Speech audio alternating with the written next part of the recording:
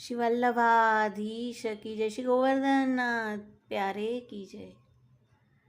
પ્રસંગ છે ચતુર્બુદ્ધદાસજીનો કે જ્યારે શ્રીજી સદગરા શ્રી ગુસાઈજીના ઘરે પધાર્યા છે મહાવત સાતમના, અને ચતુર્બુદ્ધદાસજી મંદિરમાં આવ્યા, શ્રી ગોવર્ધનનાથજીને મંદિરમાં ન જોયા, અને સૌએ કહ્યું કે શ્રીજી તો મથુરાજી પધાર્યા છે. મનમાં બહુ જ વિરહ વ્યાપ્ત થયો અને શ્રી ગિરિરાજજી પર રહીને વરના કીર્તન કરવા લાગ્યા.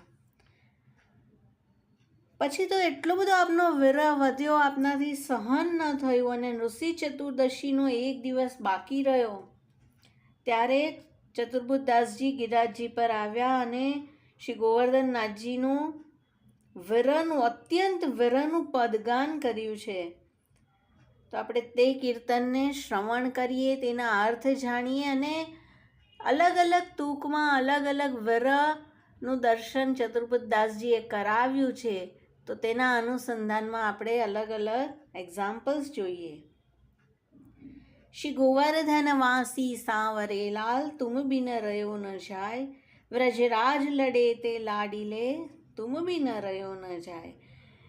હે વ્રજરાજ, હે લાડ લડાયેલા શ્રી ગોવર્ધનવાસી, આપના વિના રહેવાતું નથી. અને પ્રસંગ આવશે, શ્રી ગુસાઈજી પરદેશથી પધાર્યા. શ્રી ગિરધરજીએ જણાવ્યું કે આજે જ શ્રીજી સદગરાથી પધાર્યા છે. અને શ્રી ગુસાઈજી શ્રી ગિરધરજી પર બહુ જ પ્રસન્ન થયા અને કહ્યું, तुमने मेरे मन को अभिप्राय जान्यो, जो मैं श्री गोवर्धननाथ जी को श्री गिरिराज जी पर न देखतो तो मोसो रहो न जातो.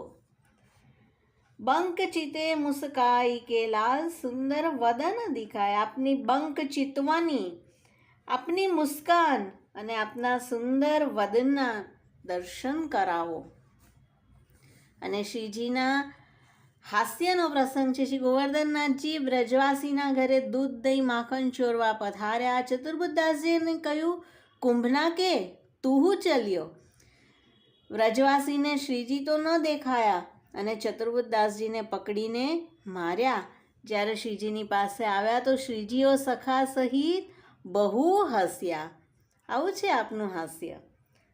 ત્રીજું, લોચન તલફે મીન જ્યોલાલ, પલછીન કલ્પ વિહાય. હવે નેત્ર કેવા તડપી રહ્યા છે, માનો કોઈ માછલીની દશા હોય. જલ વિના જેમ માછલી ન રહી શકે એવી દશા છે. અને પ્રસંગ છે એક ચૂડો બનરાની. ગોવર્ધન ગયો હતો, પાછો આવ્યો ત્યારે તારામંગલ થઈ ગયા, અને શ્રીજીના દર્શન વિના વિરહ જ્વર મહાકષ્ટ થયું. શ્રીજીએ મોખા કરીને દર્શન આપ્યું. ચોથું, સપ્ત સુરન બંધાન તે લાલ, મોહન વેણુ બજાવ. હે પ્રભુ, આપ વેણુ નાદ કરી અમને શ્રવણ કરાવો. અને પ્રસંગ છે ચતુર્બુદ્ધદાસજીનો કે જ્યારે ચંદ્ર સરોવર આવ્યા, રાસધારીઓ રાસ કરી રહ્યા હતા અને કીર્તન ગાન કરવા કહ્યું તો કહે છે કે હું તો જ્યારે શ્રીજીને રાસ કરતા જોઉં ત્યારે જ કીર્તન ગાઉં. અધર બેનું મધુર મધુર સપ્ત સુર સાચે. અને આપની ટેક માટે શ્રીજી પધાર્યા અને આ કીર્તન તેમણે ગાયું. પાંચમું, સુરત સુહાઈ બાંધિકે નેક, મીઠે મધુરે સ્વર ગાઓ. અને તેમાં પ્રસંગ છે, બેઠે હરિ રાધા સંગ, કુંજ ભવન અપને રંગ, કર મુરલી અધર ધરી, સારંગ મુખ ગાય. શ્રી ઠાકોરજી મુરલીમાં ગાન કરી રહ્યા છે. છઠ્ઠું, રસિક રસીલી બોલની લાલ, ગીરી ચડી ગૈયા બોલાવ. પ્રભુ આપ રસિક રસીલી, હે રસિક આપ રસીલી બોલની બોલો અને ગિરી પરથી ગાયને બોલાવો. અને પ્રસંગ છે રસખાનજી જ્યારે બહાર જવા લાગ્યા તો શ્રીજી કહે છે, અરે સારે અબ કહા જાત હૈ. રસીલી બોલી છે આપની. અને તા દિન તે શ્રીજી ગોચારન મેં સંગ લે પધારતે. સાતમું, ગાંગ બુલાઈ ઘુમરીને, ઊંચી ટેર સુનાઓ. ગાયોને ઊંચી ટેરથી બોલાવો.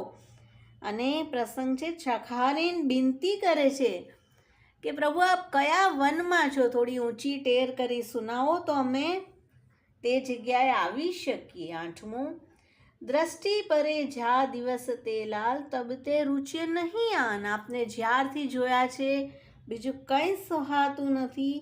અને રસખાનજીએ શ્રીજીના ચિત્રજીના દર્શન કર્યા પછી કોઈ મંદિરના સ્વરૂપ આપને રૂચ્યા નથી. રજની નીંદ ના આવહી, મોહી બેસર્યો ભોજન પાન. અને ગોવિંદ કુંડ પર 3 રાત દિવસ બેસી રહ્યા. અન્ન જલ પણ રસખાનજીએ છોડી દીધા. 10મું, દર્શન કો નૈના તપે, બચન સુનન કો કાન. એટલો બધો તાપ વધી રહ્યો છે. પ્રસંગ છે ગોપાલદાસ રાત્રે મંદિરના દ્વાર પર બેસી રહેતા, પુકાર કરતા, હા મદન મોહનજી. અને મદન મોહનજી ભીતરથી તેમનું સમાધાન કરતા અને કહેતા કે રાજ મેરો તો પુકારવે કો સ્વભાવ पर्यो है. અને શ્રી ઠાકોરજી કહેતા મોસો તેરો વિરહ સહન નહીં હોત. 11મું, મિલવે કો હિયરા તપે, મેરે જીય કે જીવન પ્રાણ. આપને મળવા માટે તો મારું હૃદય તપી રહ્યું છે. અને માઉસે રૂપ મંજરી, મુખમાં ગુટકા રાખી અને શ્રીજી દ્વાર પહોંચી જતા, દર્શન કરતા અને શ્રીજી પણ તેના મહેલમાં પધારી દર્શન દેતા.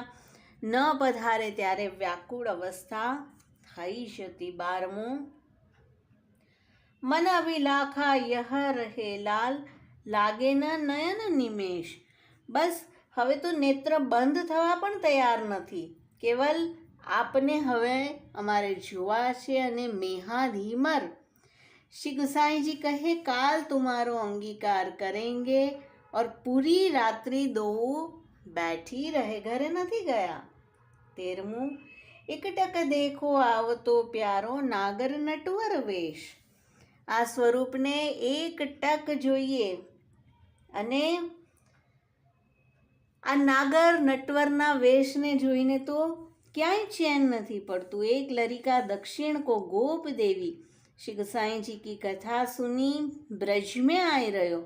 श्री ठाकुर जी गोचारण करते दर्शन दिए. આ રીતે 25 તૂકનું આ કીર્તન છે અને જેમાં શ્રી ચતુર્બુદ્ધદાસજીનું શ્રીજીના વિરહની બિલગ બિલગ અવસ્થા આપે દર્શન કરાવી છે. શ્રી ગોવર્ધનનાથ પ્યારે કી જય.